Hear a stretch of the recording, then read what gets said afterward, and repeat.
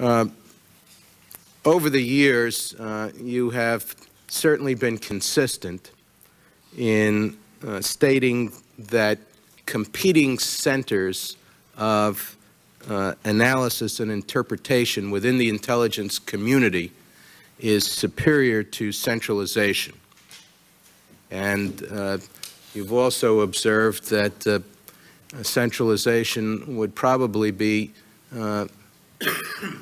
quixotic or impossible because the centers, various competing centers, would surreptitiously go back to their status quo or something close to it, even if there was an attempt to foist centrality upon it. And I think that's a very interesting observation, and one which obviously we need to take note of, because we live not in a theoretical world but a practical world. But having said that, when you have these competing centers of intelligence analysis and interpretation, would you agree that there is a concomitant impulse to protect and husband that intelligence analysis within each of these competing centers? And I see you nodding. Is that consistent with your experience? It is, and it must be resisted. But once you have these sort of practical issues of protecting turf and thereby protecting the substance of intelligence analysis, it occurs to me and perhaps others on this commission that although there was a significant amount of intelligence collected prior to 9/11, this very same desire to protect and concomitant resistance to share intelligence seemed to be a substantial contributing factor in the failure to prevent the 9/11 disaster. And I'd like to get your comments on that observation.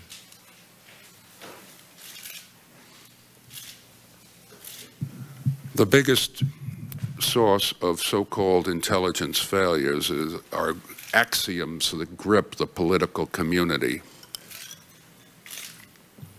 Axioms that grip the political community and infiltrate, as it were, affect intelligence estimates. And for that reason, the prevailing wisdom in intelligence has to be resisted. When I was DCI, however briefly, I was going to set up a division of devil's advocacy within the Central Intelligence Agency, so that whenever there was a prevailing view such as the Soviet Union will stop producing missiles at 1,000, ICBMs at 1,000, because all they want to do is to match us. There was another view, which is that the Soviet Union might want to exceed our production, our deployment. And so you need to have devil's advocacy within the system, and you need to institutionalize that within each agency. Now, what you describe is in part the result of the hearings in the mid-1970s. Remember that it was the Congress that held those hearings and wanted to establish a wall between intelligence and the law enforcement community, such that the FBI could not draw on CIA information. Since 9/11, we've knocked down that wall, but the tendency to stay within organizations has in part been driven by the legislation and the rules that came out of the 1970s. We are breaking down some of those barriers. Within the intelligence community, narrowly defined, we have now something called Intel Link. And what Intel Link has done has been to to weaken, though not eliminate, the baronies to which you refer. We need to go further. One of the problems is the attitude of indifference to certain information rather than the desire to hold that information within the organization. Take, for example, the report of the FBI agent out in Phoenix. It wasn't that the FBI felt that was so valuable that that was a nugget that had to be retained and not shared with anybody else. It was, that's a small matter. You know, let's get on with fighting crime and disregard that. So a lot of this is a problem of insufficient attention to what is really relevant. And I think that this can in part be, what you described can be in part achieved by better scrutiny over the entire flow of intelligence, picking out those things that appear to be relevant to the current problem, even though you recognize that there's some future problem down the road that will be relevant, but you don't know what it should be. Well, I appreciate that analysis, Dr. Schlesinger. You've raised in the course of that a number of important issues. Would you not agree that having some central form of receipt of analytical information would go a long way toward remedying the inherent problems in these baronies, as you put it so colorfully? In addition, you have touched on an issue relating to what I would regard as analysis and interpretation within our domestic intelligence gathering apparatus, the FBI. And the combination of those two, I think, speaks again to the issue of improving our analysis and interpretation mechanism, and to put that information into the right hands for prevention, which is now, since 9/11, obviously reared itself as an important second priority of the FBI, beside their primary goal of law enforcement. And so, could you comment, based on your experience, in whether you feel there is a need on the analytical and interpretation side within our domestic intelligence gathering apparatus to improve or in some way differentiate between the law enforcement functions of the FBI and the analytical functions of domestic intelligence interpretation?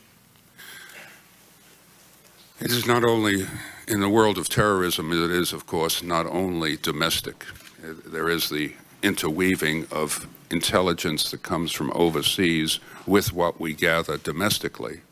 One of the problems that occurred from the legislation in the 1970s was that although the Central Intelligence Agency was set up to gather all information, after the changes of the 1970s, the FBI was precluded from turning to the CIA, and that led to some of the problems that we saw with respect to the two terrorists who were in Kuala Lumpur.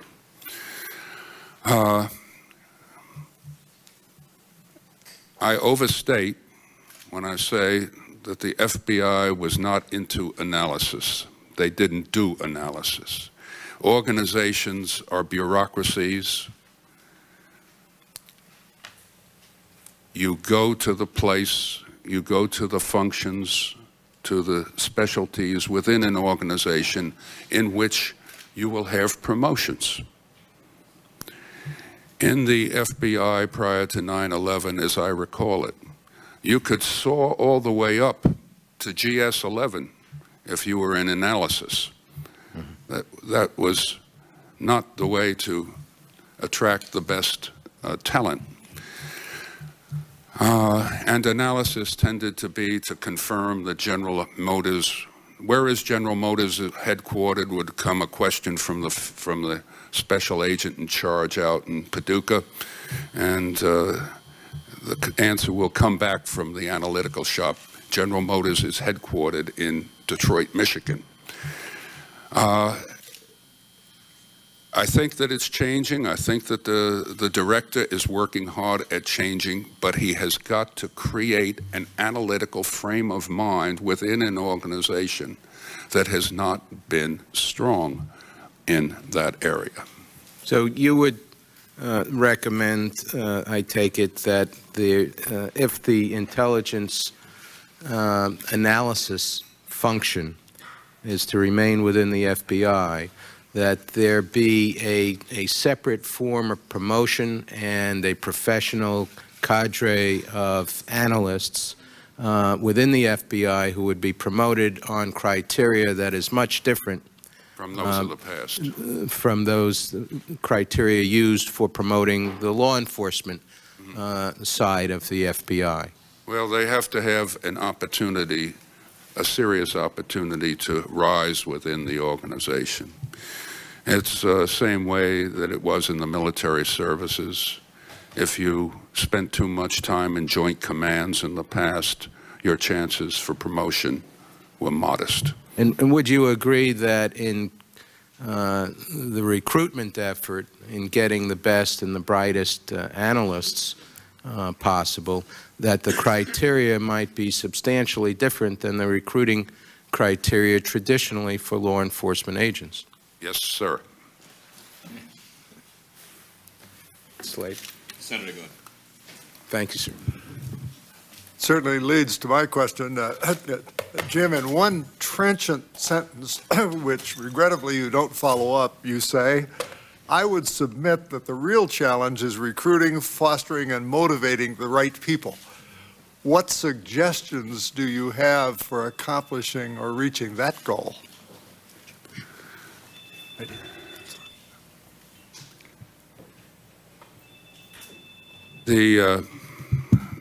That in itself is not an easy question.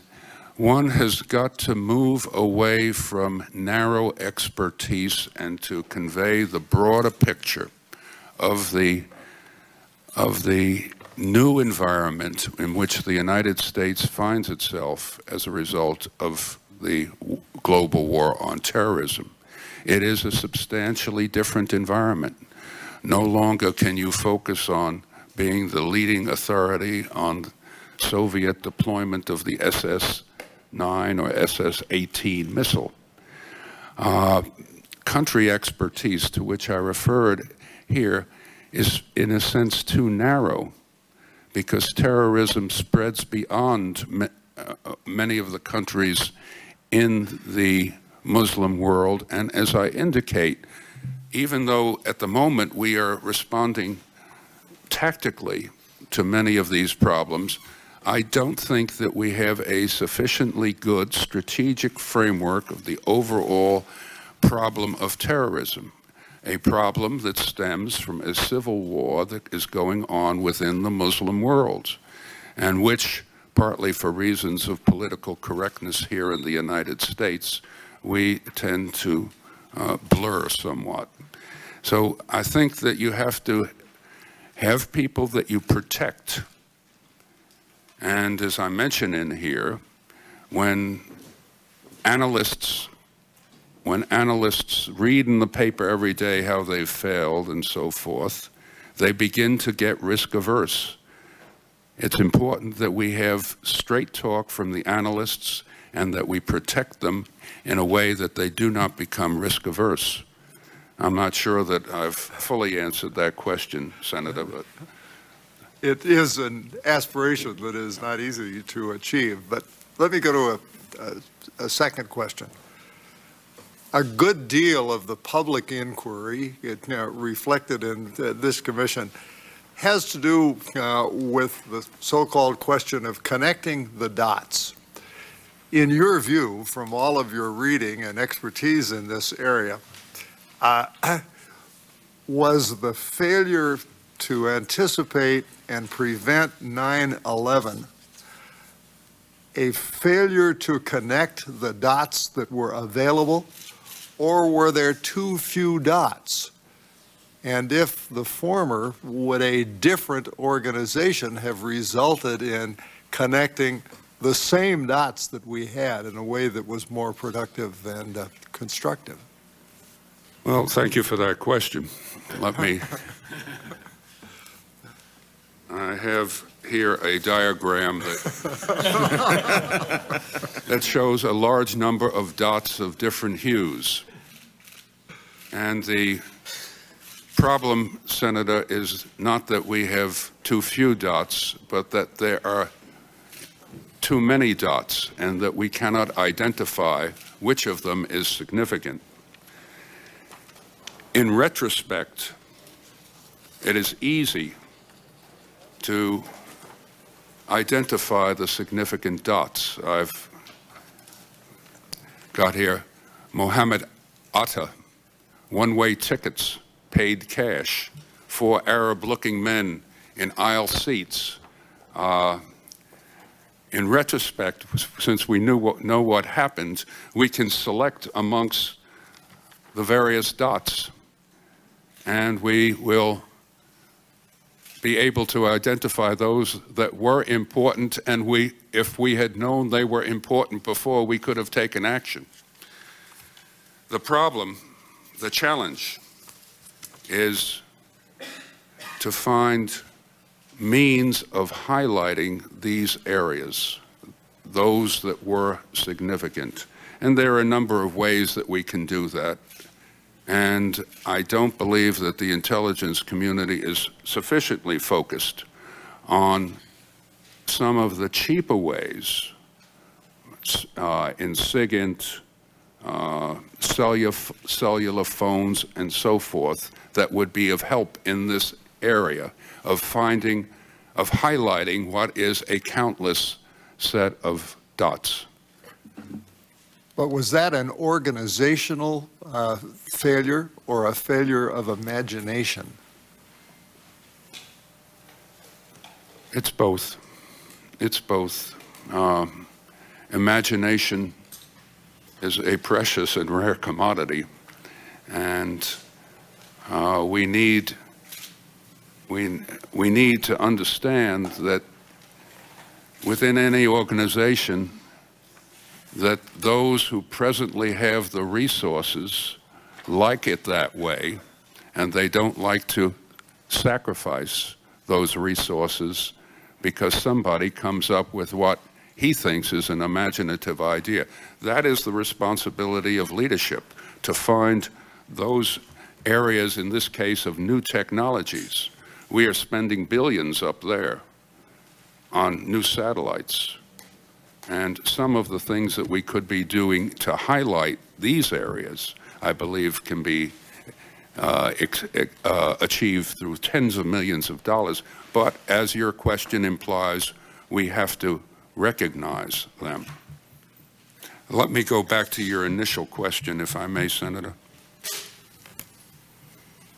I thought that we did not connect the dots before 9/11 in particular, and I said this at the time. This is not a retrospective view. We had the seizure of that French aircraft. We had the episode in Manila in which there was the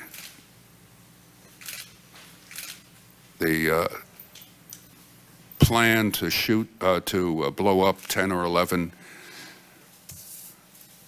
American airliners coming out of the Far East, and included as a throwaway line to take an aircraft and to drive it into the headquarters of the CIA in Langley, Virginia.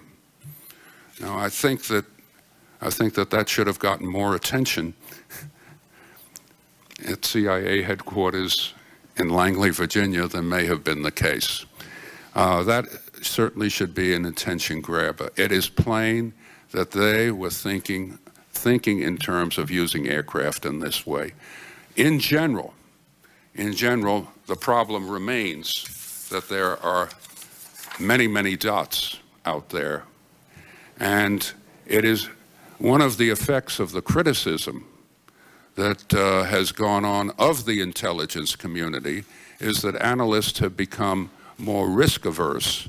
And so instead of evaluating these dots and saying, well, that comes from an incredible source and we can disregard it, or we should pay less attention to it, they are saying, suppose that source, even though he's got a very poor record of credibility, turns out to have been right, then my job is on the line. So pass along all the dots to the highest authority. That gets to be a problem.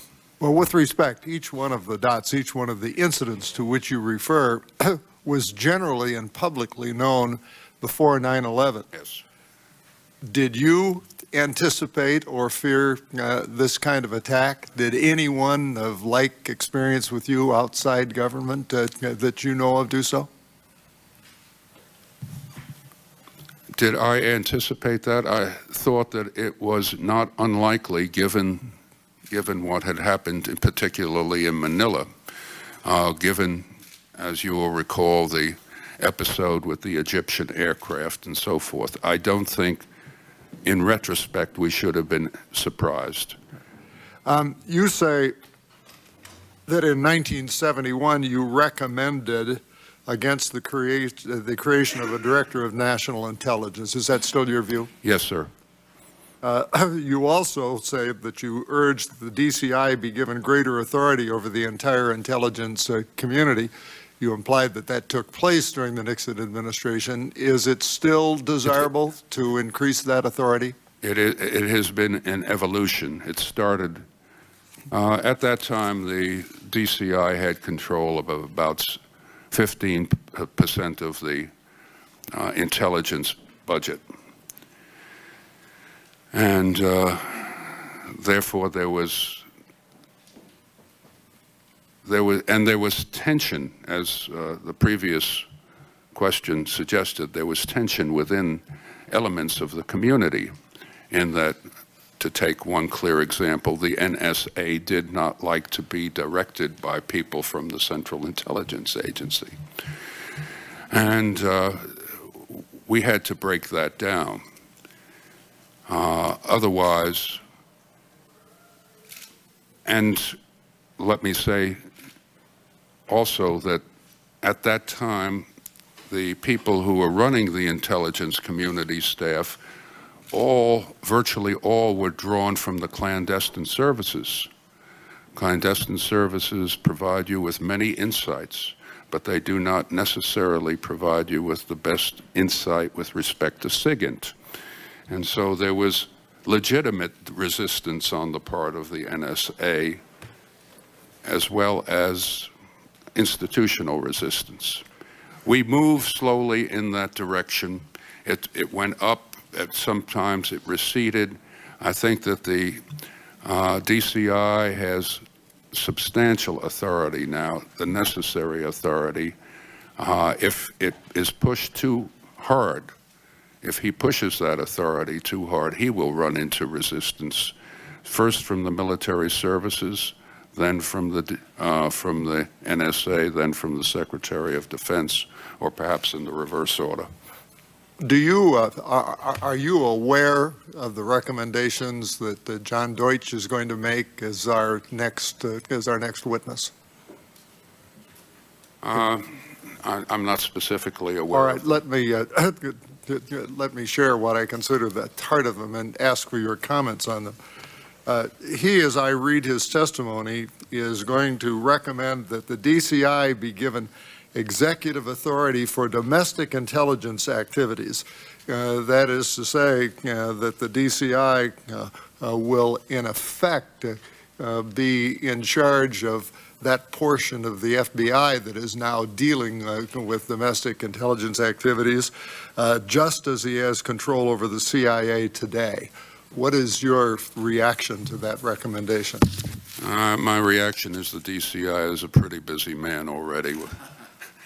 I would approach that with great caution. I think that we now have an experiment, and these experiments, as it were, take considerable period of time to reach fruition. We have the director of the FBI attempting to move in the right direction with regard to improving analytical activities within, analytical intelligence activities within that agency. To disrupt it now, I think, might be a mistake. We will see. Perhaps more significant, it has been the suggestion, which I'm not yet ready to endorse, that we create an MI5 in this country, which in effect takes that intelligence function away from the FBI. I don't think we should not do that as yet, but we should consider it as an alternative. And I think that that may be a more effective way than simply handing over the intelligence functions of the FBI to the DCI. Over the years, we have had, what shall I say, an interesting history of relations between the Central Intelligence Agency and the FBI. When J. Edgar Hoover was director, he had instructed his people not to talk to the people in the CIA. Well, that is that was a prime example, I think, of the baronies. I should add that despite that directive from the director, that the people in the agency understood that they had to talk to each other, so that they did that surreptitiously. One more question, Mr. Schlesinger. The investigations and the resulting reforms from the Church Committee, in your view, did they improve our intelligence capabilities, derogate from them? Were they neutral? Or if they derogated from them, did they have other values which made them worthwhile? What is your general view of the aftermath of that dramatic set of changes? Well, I think that in the large, that they probably were detrimental. I think that it was useful to point to certain activities that had been going on, but that particularly on the House side rather than the Senate side, that the investigations got out of hand, that far more was revealed in those investigations than it was desirable to reveal, and that some of the legislation and rules that evolve from it have not been helpful. Thank you, Mr. Chairman. Commissioner Benvenisti. Dr. Schlesinger, another recommendation that has been discussed is to invest in a director of national intelligence, certain authorities over budget, many of which you've mentioned that now reside within the Pentagon, and now you see the director of CIA who has obligations with respect to running that agency, and nominally is supposed to direct traffic in terms of where intelligence resources go, but has no actual authority because he does not control the budget. 80% or so of the intelligence budget is held within the Department of Defense. What would your reaction be? And I know you have expressed over the years the injunction against emulating kiddie soccer whenever there's a crisis where all the kids run to the ball. And mindful of that, however, and in view of this very significant change in the intelligence needs of this country after the Cold War, what would your view be about a director of national intelligence who was disassociated from running a particular agency, had no troops, but yet had budget allocation authorities to direct how the enormous amount of money that's spent on intelligence is allocated? Well, he would be without troops, and he would be essentially another special assistant or to the president, and he will. There is always a temptation to try to move things towards the White House, and the White House is better at setting overall policy than running operations, and only a limited number of operations can be run from the White House. I think that you really want to keep that back in the agencies and the departments. I would add that the President proposes, the Congress disposes, that it is the Congress that will decide on the level of appropriations for various intelligence activities, and that these appropriations may or may not be used or may be amplified for the purposes prescribed. The NRO, to take an example, I would not like to see the Air Force begin to lose its interest in running the NRO because the authority over the NRO has been shifted off someplace else. I think that one has to be very careful, once again, in motivating the people who are actually doing the work. If the NRO, which has over the years drawn very qualified Air Force officers, were suddenly to be an orphan of the Air Force, that would not be desirable for that particular arm of the intelligence community.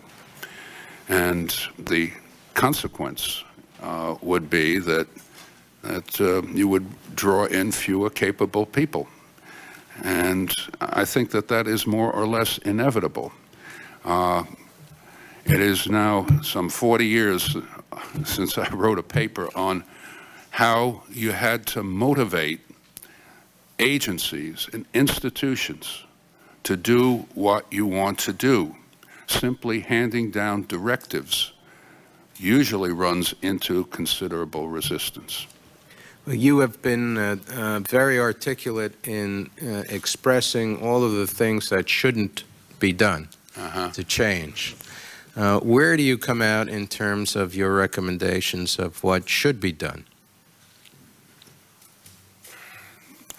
Well, the first point, once again, is that management changes can be helpful, but they should be a result of modest adjustment rather than gross surgery. Gross surgery probably, unless it is very carefully conceived in advance, probably does more harm than good for an extended period, simply because you've shaken up all of these institutions. People are wondering who's in charge and whatever the formal organization chart. So adjustments, build up the counterterrorism work, draw better people into it, set up a special group that would deal with establishing a conceptual framework for a conceptual strategic framework for dealing with the terrorism problem, which we have not as yet, I believe, thought through. Those are the kinds of things. Recruit better people and protect them. It is the real problem is the quality of intelligence. When the CIA was started, when the intelligence community was started, there was a greater tendency in the intelligence community to go outside and to find what were regarded as the best minds in the country. That has diminished, and I think that there ought to be encouragement, greater encouragement to go out and find some of the people. There's too much of talking to each other and not talking to the people out there. Just take an example. There was, I think, insufficient contact with the people in the oil industry with regard to the ferment in the Middle East. These people are out there. They know what's going on. They know what's going on better than somebody sitting in his cubicle at Langley or in the DIA. And there needs to be more outreach, it seems to me. There is an outreach program. It has always been there, but it has become more and more formalistic, debriefing people who visited Baghdad since 1995 or what have you. Thank you, sir. Let me add that I don't think, given what they had, that the analysts did too badly with regard to the issues of weapons of mass destruction. The real problem is that with all the commerce that that has gone on in Iraq, that we were unable to get agents in who would tell us what was going on in the country. Commissioner Fielding and then Commissioner Gorelick. Dr. Schlesinger, can you turn on the mic, please? Is that better?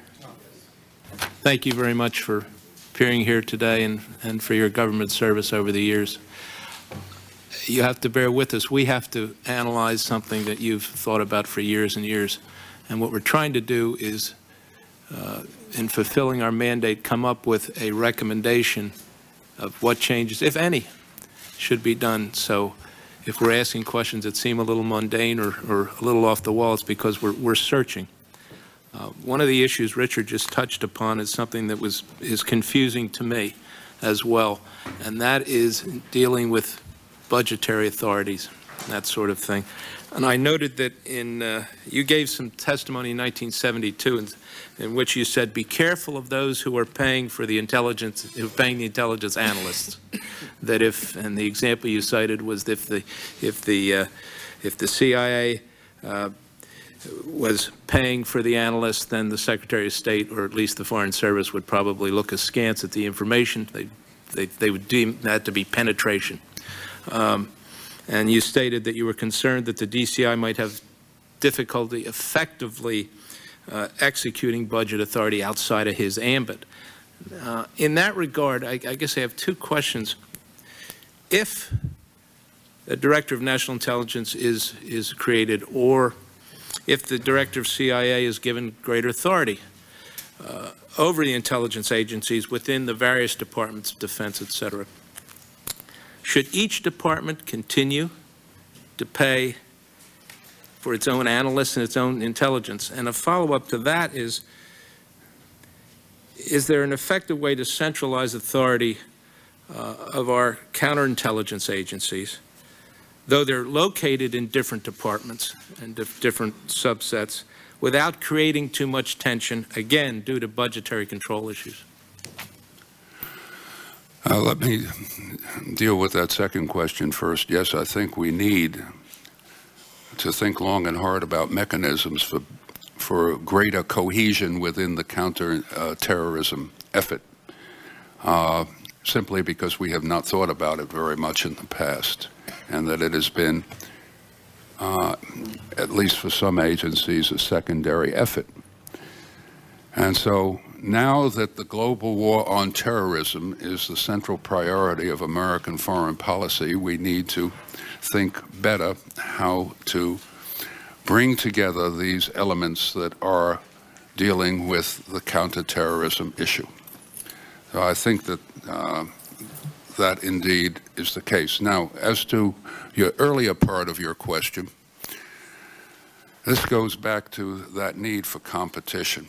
I note that in the press and amongst members of Congress, there has been great enthusiasm expressed that the Department of State took a footnote, if that was what it was, in the recent NIE, October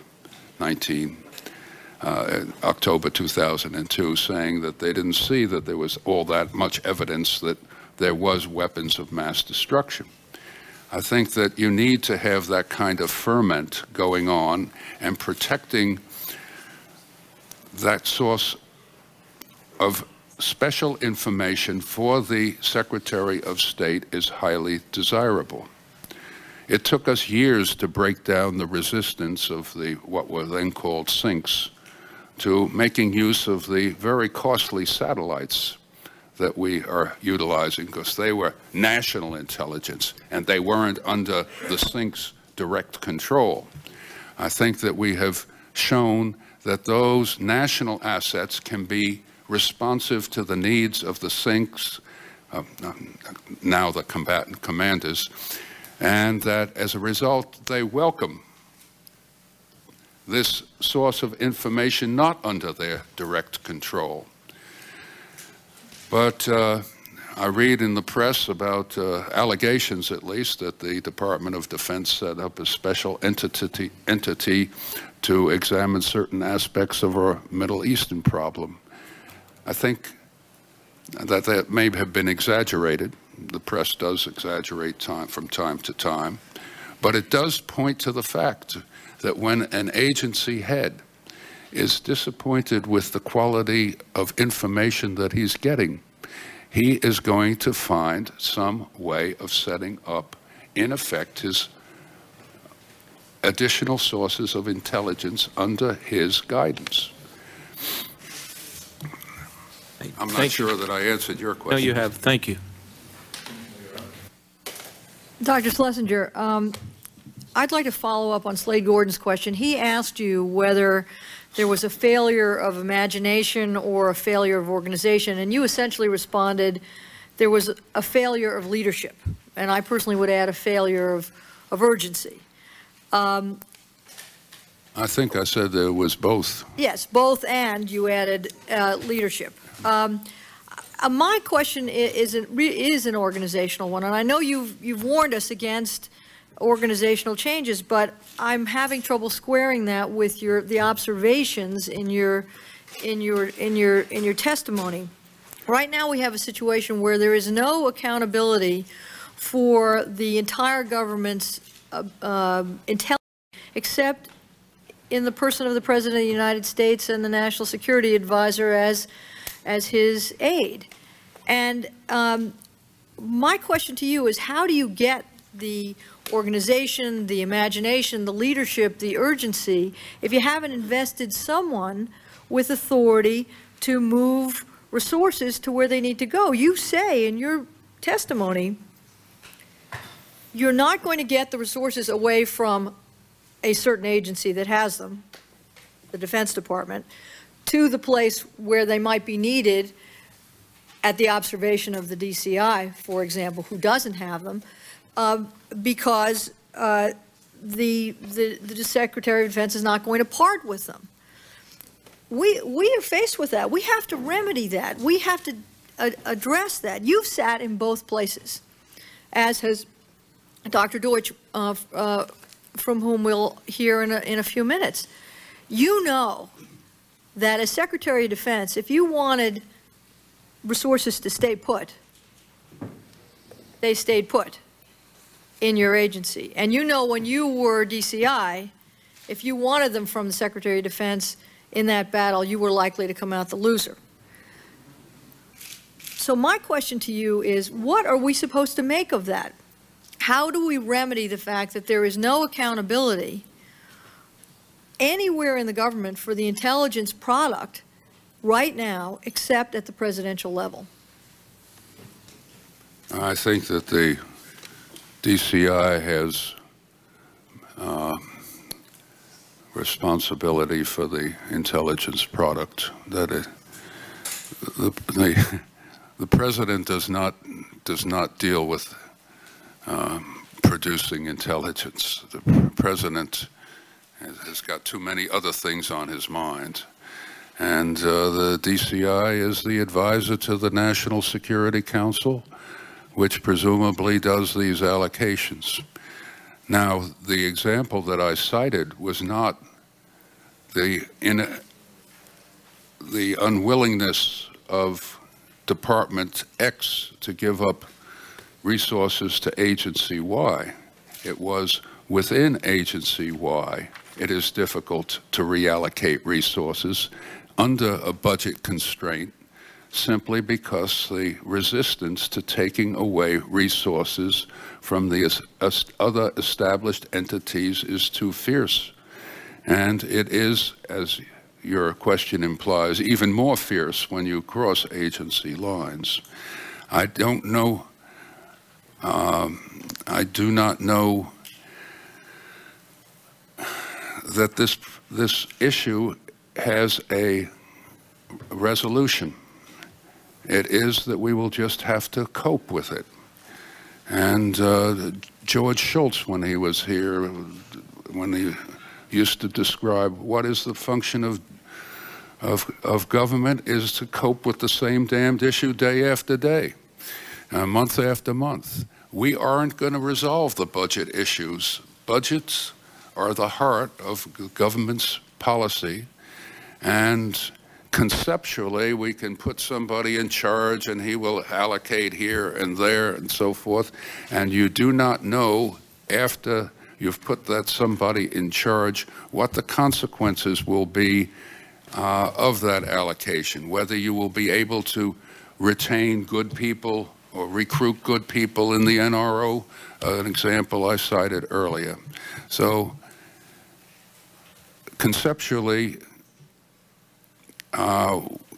you are suggesting that we have some overall intelligence, not in the technical sense, that deals with the allocation problem and far-seeingly allocates resources. I don't think that you're going to be able to achieve that.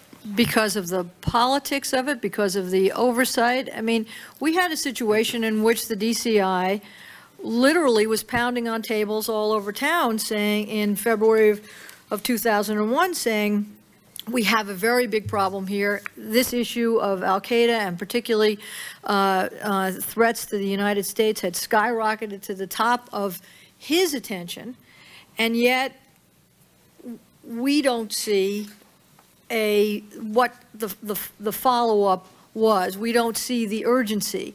And the question is, how do you get that? Is there an organizational way to address it?